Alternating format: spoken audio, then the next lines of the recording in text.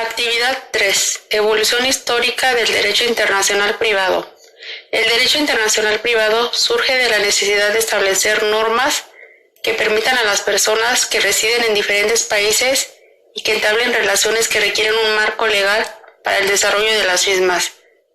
En sí, desde mi punto de vista, el derecho internacional privado se desarrolla como una necesidad en la convivencia y relaciones que establecen los diferentes grupos de personas que radican en otros países. Este intercambio de mercancías, relaciones personales, profesionales y el fortalecimiento de las relaciones de producción y comercio han dado un marco al derecho internacional privado. Pero para llegar a este punto, analizaré de manera breve el origen y la evolución del derecho internacional privado. En el primer punto de análisis es remontarnos a la antigüedad para ver cómo en Grecia o Roma eran resueltos los casos ius privatistas con elementos extranjeros. Al introducir el elemento extranjeros, ya se habla de un derecho internacional privado. En Grecia, los extranjeros podían ser de dos tipos: por guerra o enemigos, y por intercambio o comerciantes. El derecho de las polis no contemplaba al extranjero. Para ello se le designaba un protestes o padrino que lo representaba ante los tribunales. Luego esta figura se extendió de los extranjeros a quienes residían en las polis. Existían también tratados de asistencia judicial entre ciudadanos donde se establecían reglas para la competencia, normas materiales del derecho internacional privado y de derecho aplicable. Podemos citar 3 ejemplos clásicos que reflejan la aplicación legal para casos ius privatistas con elementos extranjeros, que son el tratado entre Sardes y Éfeso, la defensa de Isócrates en el caso de la sucesión eginética y los contratos mixtos en el Egipto ptolemaico. El tratado de Sardes y Éfeso establecía la protección recíproca de bienes y personas de ambas ciudades. En caso de que un ciudadano de Sardes o Éfeso era agredido, existían soluciones según el hecho. Si el agresor era de una de las dos ciudades firmantes, era juzgado por los tribunales de la polis del agresor. En Roma, los casos internacionales se regían por el ius gentium, una legislación especial aplicada por los pretores peregrinos y reconocida por los juristas romanos. Los casos de derecho privado que involucraban a extranjeros nacieron como consecuencia del comercio internacional. En efecto, es básicamente la lex mercatoria la que da origen a los primeros conflictos de leyes con nacionales de otros estados.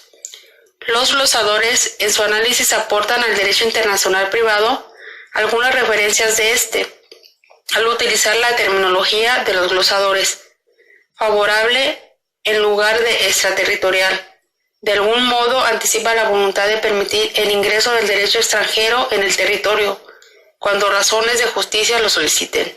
El principio de soberanía es acotado en ciertos casos al principio de carácter muy excepcional. De esta manera, la escuela francesa del siglo XVI clasificaba los estatutos en reales y personales. Los reales tenían aplicación territorial y se referían, por ejemplo, al derecho de propiedad. Los personales tenían aplicación extraterritorial y se referían, por ejemplo, a temas de capacidad. Mientras la escuela holandesa del siglo XVII establecía su fundamento en las comitas gentium, o sistema de la cortesía recíproca, basada en la necesidad de comerciar con otros estados. Para Ulrico Huber, el Estado aplica el derecho extranjero en virtud de un pacto tácito entre estados. Era una elección libre del Estado que inspiraba las comitas, traducida como cortesía u obligación legal. La evolución de la escuela francesa del siglo XVIII. El autor Balestra cita a los principales exponentes de esa escuela. Comenzó a hacerse más notoria la importancia de los estatutos personales sobre los reales. Se extraterritorializa un poco más el derecho. Se ve un claro avance hacia la internacionalización desde el punto de vista de los estatutos. El avance del espíritu liberal en esta escuela la diferencia sensiblemente del anterior. Además, existía ya una independencia política lo suficientemente asimilada lo que no hacía prever ningún perjuicio en contra de ella a través de la aceptación del derecho extranjero.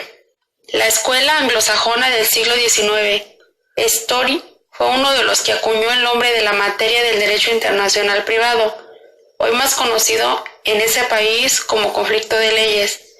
Este autor se aparta de la clasificación de estatutos reales y personales, pero retoma la cortesía como fundamento del derecho internacional privado.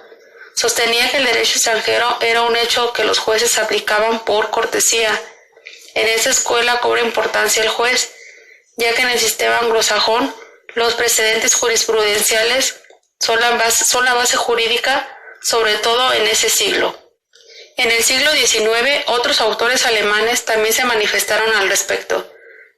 Zacharie expuso que las relaciones jurídicas deben juzgarse conforme a la legislación del país de pertenencia del juez que resuelve el litigio. Si esta ley admite la aplicación del derecho extranjero, este derecho puede aplicarse. La aplicación territorial del derecho admitía varias excepciones, como cuando se aplique la ley extranjera por convenio entre las partes o cuando existiera un tratado intergubernamental. Finalmente, para Savigny, las relaciones jurídicas debían estar reguladas por el derecho en que cada caso corresponda, por medio de la unificación de los casos de derecho internacional privado. Responderían a conexiones universalmente admitidas con el auxilio de la jurisprudencia como integradora de lagunas de la ley. Savigny impulsó el traslado de las instituciones del derecho privado al derecho internacional privado, dejando de lado la dicotomía miserable de estatutos personales y reales, para dejar lugar a la inagotable riqueza del 3 veces milenario arsenal de los conceptos del derecho privado. La doctrina de Savigny es la búsqueda del asiento de la relación jurídica a fin de obtener la solución más justa. De esta manera concluyo mi resumen de la evolución histórica del derecho internacional privado, teniendo en claro que de acuerdo a la nueva realidad mundial, este derecho evoluciona como consecuencia de la globalización mundial. Muchas gracias.